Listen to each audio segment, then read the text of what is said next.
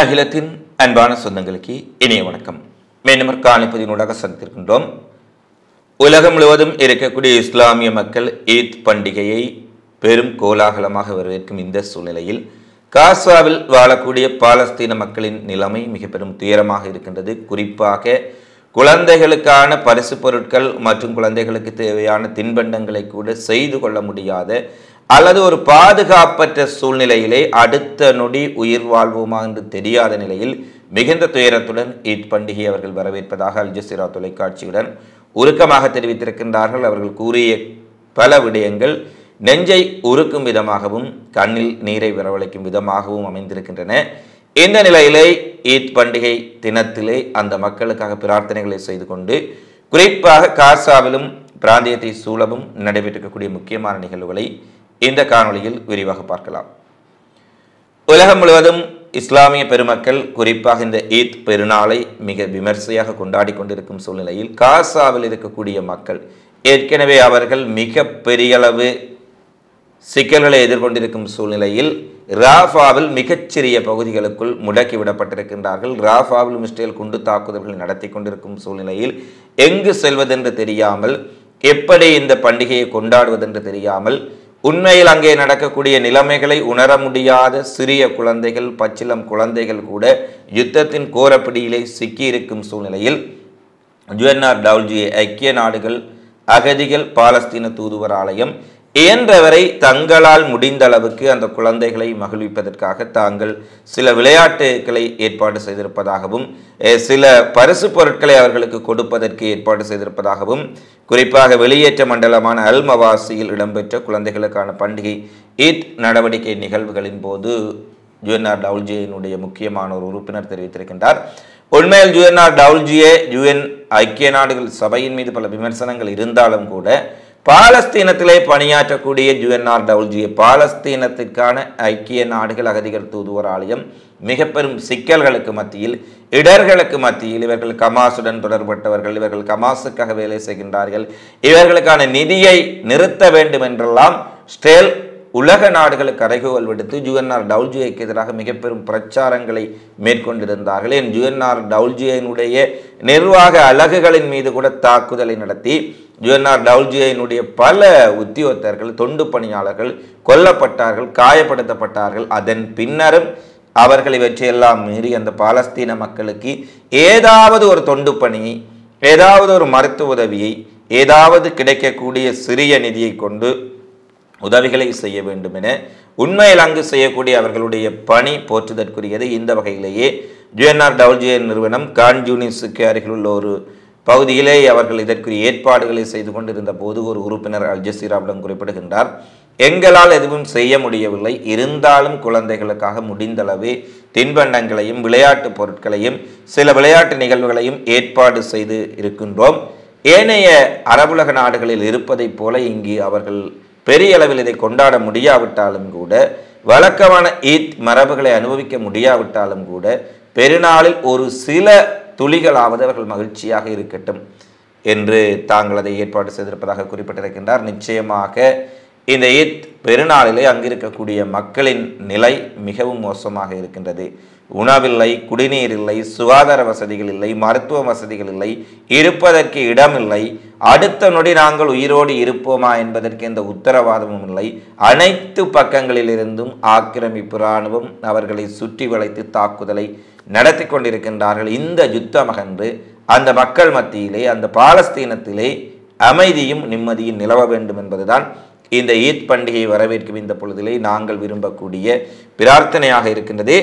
அடுத்து முக்கியமாக அல்-அக்ஸா மசூதிக்கு இன்றைய தினம் ஈத் தொழுகை மற்றும் வழிபாடுகளுக்காக சென்றிருக்கக்கூடிய மக்கள் மீது பல்வேறுபட்ட பகுதிகளில் இஸ்ரேலிய இராணுவம் தாக்குதலை மேற்கொண்டிருப்பதான செய்திகள் வெளியாக இருக்கின்றன. குறிப்பாக இஸ்லாமியர்களின் புனித தலமான அல்-அக்ஸா தலத்திற்கு இந்த ஈத் பண்டிகை வருகையை முன்னிட்டு அங்கு தொழுகை நடத்துவதற்காக, வழிபாடு நடத்துவதற்காக சென்ற மக்கள் பல இடங்களில் தடுக்கப்பட்டிருக்கின்றார்கள், பல இளைஞர்கள் தாக்கப்பட்டிருக்கின்றார்கள், அச்சுறுத்தப்பட்டிருக்கின்றார்கள். ஆங்காங்கே இஸ்ரேலிய இராணுவமும் போலீசாரும் குவிக்கப்பட்டு அவர்களுடைய வழிபாடுகளுக்கு இடையூறு மேற்கொள்ளப்பட்டிருக்கின்றது. இதை கடந்து 35,000க்கும் மேற்பட்ட பொதுமக்கள் பெருநாள் தொழுகைகளை அங்கு அல்-அக்ஸாவில் நடத்தி இருந்தார்கள் என்ற செய்திகளும் வெளியாக இருக்கின்றன. காசாவில் ஒரு யுத்தம் நடைபெற்றுக் கொண்டிருக்கின்றது, ஹமாஸுடன் போராடி கொண்டிருக்கின்றோம், அதனால் இவ்வாறான அடக்குமுறைகளை அங்கு செய்கின்றோம் என்று சொல்லக்கூடிய இஸ்ரேலிய இராணுவம் தங்களுடைய கட்டுப்பாட்டு பகுதியில் இருக்கக்கூடிய மேற்கு கரையில் ஜெருசலேமில் அல்-அக்ஸாவில் வழிபாட்டிற்காக வேறு எந்த காரணமும் இல்லாமல் வழிபாட்டுக்காக செல்லக்கூடிய முதியவர்கள், பெண்கள், குழந்தைகள் மீது கூட அச்சுறுத்தலையும் தாக்குதல்களையும் இடையூறுகளையும் செய்வதை எதை கொண்டு அவர்கள் காரணம் சொல்ல போகின்றார்கள் என்பது தெரியவில்லை. இதனூடாக இஸ்ரேலிய இராணுவம் சொல்ல வருவது, காசாவில் ஹமாஸுடன் மட்டும் நாங்கள் போராடவில்லை, ஒட்டுமொத்த பாலஸ்தீன மக்களையும் அழித்து ஒழித்து அடக்கி ஒடுக்கி அவர்களுடைய பாரம்பரியங்களை தகர்க்கும் நோக்கில் தான் இஸ்ரேல் அரசும் இராணுவமும் செயற்பட்டு வருகின்றது என்பது திட்ட தெளிவாக தெரிகின்றது. அடுத்து இஸ்ரேலிய இராணுவம் இன்றைய நாளில் ஒரு அறிவிப்பை வெளியிட்டிருந்தார்கள். குறிப்பாக தெற்கு காசாவில் இருந்து குறிப்பாக உதவி பொருட்கள் செல்லக்கூடிய பாதையை தாங்கள் இன்று காலை 8 மணி முதல் மாலை 7 மணி வரை திறந்திருப்பதாகவும் அதற்காக அங்கே போர் நிறுத்தத்தை, தற்காலிக போர் நிறுத்தத்தை அனுஷ்டிப்பதான ஒரு அறிவிப்பை வெளியிட்டிருந்தார்கள். இஸ்ரேலிய இராணுவத்தினுடைய சூழ்ச்சியை நீங்கள் நன்கு பார்த்து அறிந்து கொள்ள வேண்டும் அறிவார்ந்த மக்கள். காலையில் அவர்கள் ஒரு தங்களுடைய ட்விட்டர் சமூக வலைத்தளங்களில் ஆங்கில மொழியில் பதிவிடுகின்றார்கள். காசா பகுதியில் சிக்கியிருக்கக்கூடிய மக்களுக்கு மனிதாபிமான உதவிகளை செய்வதற்காக நாங்கள் காலை 8 மணி முதல் இரவு 7 மணி வரை போர் நிறுத்தத்தை அனுஷ்டிக்கப் போகின்றோம், கடைபிடிக்கப் போகின்றோம் என கூறுகின்றார்கள். அந்த ட்வீட் போடப்பட்டு 90 நிமிடங்களின் பின்னர், ஏறக்குறைய 1.5 மணித்தியாலங்களின் பின்னர் அந்த ஆங்கில மொழி மூலம் போடப்பட்ட ட்வீட் அளிக்கப்பட்டு அடுத்தவர்களை கிப்ரு மொழியில் இருக்கக்கூடிய தளங்களில் ஒரு ஊடக பதிவை இடுகின்றார்கள். தெற்கு காசாவில் எங்களுடைய இராணுவ நடவடிக்கைகள் தொடர்ச்சியாக நடைபெற்று கொண்டிருக்கின்றன. தெற்கு காசாவில் ஹமாஸுக்கு எதிரான நடவடிக்கைகள் அனைத்தும் தொடர்ச்சியாக நடைபெற்று கொண்டுதான் இருக்கின்றது, அதில் எந்த தளர்வும் கிடையாது என ஒரு பதிவை வெளியிட்டிருக்கின்றார்கள். காலையில் ஆங்கில மொழியில் தாங்கள் யுத்த நிறுத்தத்தை செய்வதாகவும் இந்த தந்திரோபாய யுத்த நிறுத்தம் குறிப்பாக உதவி பொருட்கள் கொண்டு செல்லப்படுவதற்காக என்று சொல்கின்றார்கள். அதே 1.5 மணி நேரம் கழித்து கிப்ரு மொழியில் இஸ்ரேலியர்களுக்கு ஒரு அறிவிப்பை விட்டிருக்கிறார்கள். தெற்கு காசாவில் நாங்கள் சண்டையை தொடர்ந்து கொண்டிருக்கின்றோம். இது இஸ்ரேலிய இராணுவத்தினுடைய இரட்டை வேடத்தை தெளிவாக காட்டியிருக்கின்றது. இருந்த போதிலும் அவர்கள் சொன்னதைப் போல தந்திரோபாய போர் நிறுத்தத்தை ஒரு சில மணி நேரங்களாவது கடைபிடித்து அங்கிருக்கும் மக்களுக்கு, குழந்தைகளுக்கு, பால்மா இல்லாமல் பல குழந்தைகள் பட்டினிச்சாவை எதிர்நோக்கி கொண்டிருக்கின்றார்கள். அடிப்படை மருந்துகள் இல்லாமல் சிறிய காயமடைந்தவர்கள் கூட கொஞ்சம் கொஞ்சமாக இறந்து கொண்டிருக்கின்றார்கள். அவர்களுக்கு தேவையான இந்த மனிதாபிமான உணவு மருத்துவ பொருட்களை செல்வதற்காவது அனுமதி அளிக்க வேண்டும் என்பதுதான் பலருடைய கோரிக்கையாக இருக்கின்றது. ஆனால் இந்த கொலைகார இஸ்ரேலிய அரசுக்கோ இராணுவத்திற்கோ இந்த கோரிக்கைகள் அவர்களுடைய காதில் விழுந்ததாகவோ அவர்களுடைய மனதில் இரக்கம் ஏற்பட்டதாகவோ தெரியவில்லை. தொடர்ச்சியாக வாரான கதைகளை கூறுகின்றார்களே ஒழிய மனிதாபிமான பொருட்கள் சீராக செல்வதற்கு அனுமதிக்கவில்லை என்பதுதான் இங்கே மிகப்பெரிய சிக்கலாக இருக்கின்றது. அடுத்து ஹமாஸினுடைய அரசியல் பிரிவினுடைய தலைவர் இஸ்மாயில் கனியே என்ற ஒரு முக்கியமான அறிவிப்பை விடுத்திருக்கின்றார்.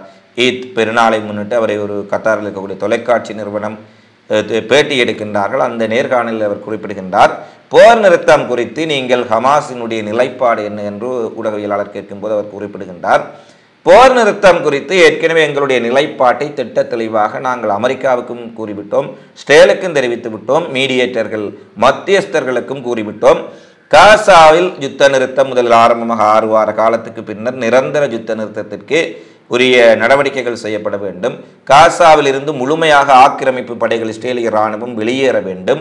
காசாவில் இருக்கக்கூடிய உடைக்கப்பட்ட நிர்மூலமாக்கப்பட்ட பகுதிகள் மீண்டும் புனரமைப்பு செய்வதற்கு அல்லது மறுகட்டுமானம் செய்வதற்கு உறுதியளிக்கப்பட வேண்டும் என சாதாரண விடயங்களைத்தான் நாங்கள் குறிப்பிட்டிருக்கின்றோம். அதிலும் 6 வார கால போர் நிறுத்தத்தை முதலில் ஏற்றுக்கொண்டு பின்னர் அதை படிப்படியாக நீடித்த போர் நிறுத்தமாக செய்வதற்குரிய நடவடிக்கைகளை செய்யுமாறு கோரினாலும் கூட 6 வார போர் நிறுத்தத்திற்கும் நாங்கள் சம்மதம் தெரிவித்திருக்கின்றோம். தற்போது ஸ்டேலினுடைய பக்கத்தில் தான் இதற்கு பதிலளிக்கவில்லை என்று ஒரு தெளிவான விடயத்தை குறிப்பிட்டிருக்கின்றார். அது மட்டுமல்ல, பாலஸ்தீன மக்களின் உடைய விடுதலையையும் சுதந்திரத்தையும் அவர்களுடைய தியாகத்தையும் அர்ப்பணிப்பையும் கொச்சைப்படுத்தும் விதமாக அல்லது அவர்களுடைய தியாகத்திற்கு மாறாக எந்த விதமான ஒரு மேற்குலகிற்கு ஆதரவான அல்லது மேற்குலகிய அரசியல் நிகழ்ச்சிகளுக்கான அல்லது அரசியல் லாபத்திற்கான போர் நிறுத்தத்தில் ஹமாஸ் கையொப்பமிடாது என்று அவர் தெளிவான செய்தியை குறிப்பிட்டிருக்கின்றார். ஏற்கனவே நாங்கள் குறிப்பிட்டிருந்தோம், அமெரிக்கா இஸ்ரேலினுடைய பெரிய நாடகம்தான் இந்த போர் நிறுத்த திட்டம் முன்வரைவு என்று சொல்லி. ஏனெனில் இஸ்ரேல் இதை ஏற்றுக்கொண்டதாக சொல்லித்தான் அமெரிக்கா ஆரம்பத்தில் போர் நிறுத்த திட்ட முன்மொழிவை வெளியிட்டிருந்தார்கள். பின்னர் இஸ்ரேல் குறிப்பிட்டிருந்தார்கள், அமெரிக்கா ஒரு திட்டத்தை முன்வைத்திருக்கின்றார்கள், இதை ஹமாஸ் ஏனைய தரப்புகளுடன் பேச்சுவார்த்தை நடைபெற்றுக் கொண்டிருக்கின்றது என்று அப்போதே நாங்கள் குறிப்பிட்டோம். ஏற்கனவே இஸ்ரேலில் நெருக்கடியை சந்தித்திருக்கக்கூடிய நெதன்யாகுவின் அரசியல் கதிரையை காப்பாற்றுவதற்காகவும் பல்கலைக்கழக மாணவர்களுடைய போராட்டம், மக்களுடைய கொந்தளிப்பென அமெரிக்காவில் ஏற்பட்டக்கூடிய பாலஸ்தீன ஆதரவு அலையை சமாளிப்பதற்காக, தன்னுடைய தேர்தல் அனுகூலத்திற்காக, ஜோ பைடனின் அரசியலுக்காகவும் 2 இனப்படுகொலை நாடுகளும் சேர்ந்து செய்த நாடகம்தான் இந்த போர் நிறுத்த திட்ட முன்வரைவென தெரிவித்திருந்தோம். அதேபோல இன்று ஹமாஸ் அந்த கருத்தை தெளிவாக குறிப்பிட்டிருந்தார்கள். நாங்கள் ஏற்றுக்கொண்டு விட்டோம், 6 வாரத்திற்கும் சம்மதித்து விட்டோம். நீண்ட போர் நிறுத்தத்திற்கு அதற்கு பின்னர் நடவடிக்கை எடுக்குமாறு குறிப்பிட்டு விட்டோம். ஆனால் காசாவில் இருந்து ஒட்டுமொத்தமாக ஆக்கிரமிப்பு படைகள் வெளியேற வேண்டும் என்ற கோரிக்கையை இஸ்ரேல் ஏற்றுக்கொள்ளவில்லை என்பதை திட்ட தெளிவாக தெரிகின்றது. ஏனெனில் இஸ்ரேலினுடைய நெதன்யாகுவோ, பிரதமர் அலுவலகமோ, இஸ்ரேலிய ஆக்கிரமிப்பு இராணுவமோ, இராணுவத்தின் எந்த ஒரு தளபதியோ அல்லது ஊடக பிரிவோ இதுவரை போர் நிறுத்த திட்ட முன்வரவின்படி நாங்கள் இதை சம்மதித்திருக்கின்றோம், காசாவில் இருந்து எங்களுடைய படைகள் வெளியேறும் என்று கூறவில்லை. இதிலிருந்து திட்ட தெளிவான ஒரு செய்தி, இஸ்ரேல் போர் நிறுத்த திட்ட முன்வரைவுக்கு முன்வரவில்லை. ஆனால் ஹமாஸின் மீது பழியை போடுவதனூடாக இஸ்ரேலுக்கு எதிராக உலகளவில் எழுந்திருக்கக்கூடிய எதிர்ப்பலையை சமாளிப்பதற்காக அமெரிக்கா கொண்டு வந்திருக்கக்கூடிய போர் நிறுத்த திட்ட முன்வரைவென்ற நாடகம் கொஞ்சம் கொஞ்சமாக வெளிவந்திருக்கின்றன. இவர்கள் திட்டத்தை கொண்டு வந்து 10 நாட்கள் ஆகிவிட்டது. ஐக்கிய நாடுகள் சபை பாதுகாப்பு கவுன்சிலில் நிறைவேற்றியும் 2 வாரங்களை நெருங்குகின்றது. ஆனால் அங்கு இன்னும் துப்பாக்கிகளின் சத்தம் ஓயவும் இல்லை, சண்டை நின்ற பாடாகவும் இல்லை. சண்டை இன்னும் வேகமடைந்திருக்கின்றது. ராஃபாவிலும், கான்யூனிஸிலும், வடக்கு காசாவிலும் அனைத்து பகுதிகளிலும் சண்டை நடைபெற்றுக் கொண்டுதான் இருக்கின்றது. இந்த சண்டையை பற்றி கூறும்போது இன்னொரு விடயத்தை எங்களுடைய உறவுகளுக்கு ஞாபகப்படுத்த வேண்டும். நேற்றைய தினம் ஆன்டி டேங்க் மிசைல் ஊடாக காசா பகுதியில் ராஃபாவில் நடத்திய தாக்குதலில் 8 இஸ்ரேலிய இராணுவத்தினர் கொல்லப்பட்டார்கள் என்ற செய்தி வெளியாக இருந்தது. இன்று அந்த செய்தியில் இன்னும் 2 அதிகமாக உயிரிழந்திருக்கின்றார்கள். மொத்தமாக 10 ஆக்கிரமிப்பு இராணுவத்தினர் உயிரிழந்திருக்கின்றார்கள் என்ற செய்தி வெளியாக இருக்கின்றது. 8 பேர் உயிரிழந்திருந்தார்கள். படுகாயமடைந்து மருத்துவமனைக்கு கொண்டு செல்லப்பட்டவர்களில் பின்னர் 2 பேர் உயிரிழந்து விட்டார்கள். 10 பேர் உயிரிழந்திருக்கின்றார்கள். 23 இஸ்ரேலிய ஆக்கிரமிப்பு படைகள் காயப்படுத்தப்பட்டிருக்கின்றார்கள் என்ற செய்திகள் வெளியாக இருக்கின்றன. இஸ்ரேலிய ஊடகங்களில் இன்று ஒரு மிகப்பெரிய செய்தியாக, இஸ்ரேலிய படைகளுக்கு இழப்பு இல்லை என்பதைப் போல அரசு கூறினாலும் அங்கே தினமும் இஸ்ரேலிய படைகள் செத்து கொண்டிருக்கின்றார்கள், தினமும் அவர்கள் காயப்படுத்தப்பட்டு கொண்டிருக்கின்றார்கள், பல பட்டாலியன்கள் வெளியேற்றப்பட்டு கொண்டிருக்கின்றார்கள் என பெரிய தலையங்கங்களாக நெதன்யாகு அரசாங்கம் காசா போர் தொடர்பாக கூறுவது என்ன என்ற கேள்விக்குறிகளுடன் இந்த 10 பேருடைய உயிரிழப்பை செய்திகளை வெளியிட்டிருக்கின்றார்கள். அது மட்டுமல்ல, ராஃபாவில் ஏனைய பகுதிகளிலும் இஸ்ரேலிய இராணுவத்துக்கு மிகப்பெரிய இழப்பை அல்குட்ஸ் படையணி இஸ்லாமிய ஜிகாத்தும் நேற்றைய நாளில் ஏற்படுத்தி இருப்பதான செய்திகளை வெளியிட்டிருக்கின்றார்கள். இந்த நிலையில் இஸ்ரேலிய அரசாங்கத்தின் எதிரான ஆர்ப்பாட்டங்களில் மிகப்பெரிய அளவில் மக்களினுடைய பங்கேற்புடன் நேற்றைய தினமும் இன்றும் அங்கு டெல்-அவிவில் ஆர்ப்பாட்டங்கள் நடைபெற்றுக் கொண்டிருக்கின்றது. இன்றைய ஆர்ப்பாட்டத்தில் எதிர்க்கட்சித் தலைவர் ஜார் லாபிட், ஏற்கனவே நெதன்யாகுவினுடைய அமைச்சரவையிலிருந்து பிரிந்து சென்றிருக்கக்கூடிய கேலண்ட் ஆகியவர்கள் இணைந்து கொண்டு மிகப்பெரிய மக்கள் மத்தியில் இந்த போராட்டத்தில் நெதன்யாகு உடனடியாக பதவி விலக வேண்டும், உடனடியாக தேர்தல் நடத்தப்பட வேண்டும், அக்டோபர் 7க்கு முதல் மீண்டும் தேர்தல் நடத்தப்பட வேண்டும், இந்த ஆட்சி கலைக்கப்பட வேண்டும், தோல்வியடைந்த அரசாங்கம், ஏற்கனவே அக்டோபர் 7 தாக்குதலின் ஊடாக ஹமாஸிடம் தோல்வியடைந்து விட்டார்கள். பின்னர் தற்போது பணைய கைதிகளை மீட்பதற்கான பேச்சுவார்த்தைகளை சரியான முறையில் நடத்தாமையால் பணைய கைதிகள் விடயத்திலும் இவர்கள் தோல்வி கண்டுவிட்டார்கள். மறுமுனையில் வடக்கு இஸ்ரேலை தாக்கி மிகப்பெரிய ஒரு அதிர்ச்சியை ஏற்படுத்தி கொண்டிருக்கின்றது லெபனானிலிருந்து கிஸ்புல்லாவை எதிர்த்தும் இவர்கள் தோல்வியை கண்டுவிட்டார்கள். எனவே 3 முனைகளில் தோல்வியை சந்தித்திருக்கக்கூடிய இஸ்ரேலிய அரசு உடனடியாக பதவி விலக வேண்டும் என வெளிநாடுகளில் இருந்து கோரிக்கை விடுகிறது. இஸ்ரேலுக்குள்ளேயே எதிர்க்கட்சி, அங்கு இருக்கக்கூடிய மக்கள், இஸ்ரேலினுடைய போர் அமைச்சர்களிலிருந்து பிரிந்திருக்கக்கூடிய கேலண்ட் போன்றவர்கள் மிக கடுமையான துணியில் தெரிவித்திருக்கின்றார்கள். அது மட்டுமல்ல, இன்றைய போராட்டத்தில் பல நெடுஞ்சாலைகள் முடக்கப்பட்டமையால் இஸ்ரேலில் போக்குவரத்து ஸ்தம்பித்திருந்ததாகவும் இதனடுத்து 15க்கும் மேற்பட்டவர்களை இஸ்ரேலிய இராணுவத்தினர் கைது செய்திருக்கின்றார்கள் என்ற செய்தியும் வெளியாக இருக்கின்றது. கைது நடவடிக்கைகளின் போது அந்த கைது நடவடிக்கைகளை புகைப்படம் எடுத்துக் கொண்டிருந்த ஊடகவியலாளர்கள் மேட்ரு பத்திரிகை மற்றும் ஸ்டேல் டைம்ஸ் ஆஃப் ஸ்டேலினுடைய பத்திரிகையினுடைய ஊடகவியலாளர்கள் புகைப்பட பிடிப்பாளர்களை கூட அவர்கள் கைது செய்து சென்றிருக்கின்றார்கள் என்ற செய்தி வெளியாக இருக்கின்றது. ஏற்கனவே மக்கள் நெதன்யாகுவின் மீது மிகப்பெரிய கோபத்தில் இருக்கின்ற சூழ்நிலையில் இன்றைய இந்த போராட்டத்தில் இஸ்ரேலிய போலீஸ் இராணுவத்தினுடைய தாக்குதல், ஊடகவியலாளர்களின் கைதுகள், மேலும் இஸ்ரேலிய அரசாங்க நெதன்யாகுவுக்கு எதிரான ஒரு நிலையை அங்கு ஏற்படுத்தி இருக்கின்றது என்பதை தெளிவாக பார்க்கக்கூடியதாக இருக்கின்றது. அடுத்து கிர்பட் மார்க் தளத்தில் குறிப்பாக இஸ்ரேலிய இராணுவத்தினுடைய ஆர்ட்லரி ஷெல் பீரங்கி படை தலைமையகத்தின் மீது கிஸ்புல்லா நடத்திய தாக்குதலில் மிகப்பெரிய அளவிலான சேதங்கள் ஏற்பட்டிருப்பதை கிஸ்புல்லா இன்றைய நாளில் உறுதிப்படுத்தி இருக்கின்றார்கள்.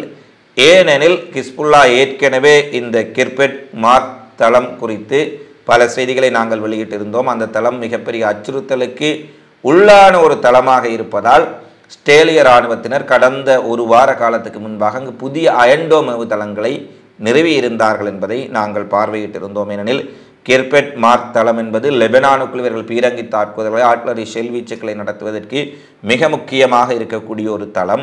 வடக்கு இஸ்ரேலில் இருக்கக்கூடிய இந்த தளம் கிஸ்புல்லாவினுடைய அச்சுறுத்தல்களுக்கு உள்ளாகும் என்பதால் அயன்டோம் தளங்களை தாங்கள் அங்கு புதிதாக அமைத்திருப்பதாக இஸ்ரேலிய இராணுவம் அறிவித்திருந்தார்கள்.